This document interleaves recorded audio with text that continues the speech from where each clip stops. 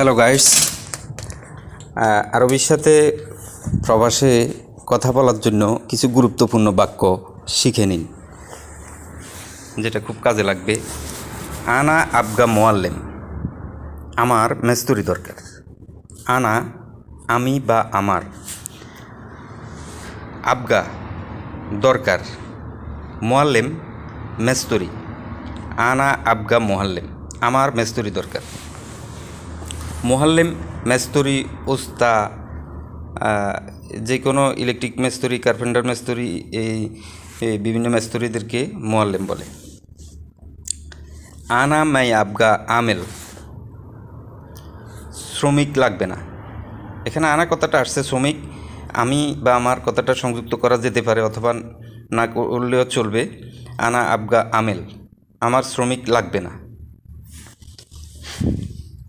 তালাতা দিজাজ মুকাফি, তিনটে মুরগি যথেষ্ট নয়।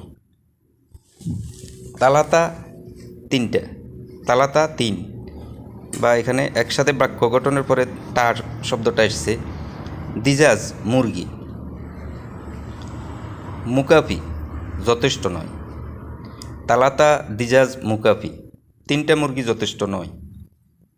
লাজিম আবগা খামসা, অবশ্য 5টা লাগবে। লাজিম অবশ্যই,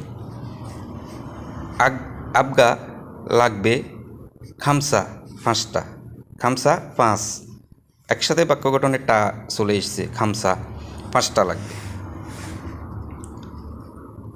লেশ সাইয়ে কিদা, এরকম কেন করছো।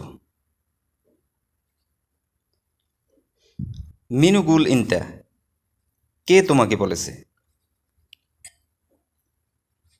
মিনু ইনতা তুমি, গুল কথা বলা, কে বলেছে। মিনু কে। তো খোদা হাফেজ বন্ধুরা, লাইক কমেন্ট ফলো দিয়ে সাথে থাকুন, আরও গুরুত্বপূর্ণ ভিডিও যেন দিতে উৎসাহ পাই। ভিডিওটি সম্পূর্ণ ধৈর্য ধরে দেখার জন্য আন্তরিকভাবে ধন্যবাদ জানাচ্ছি। আল্লাহ হাফেজ।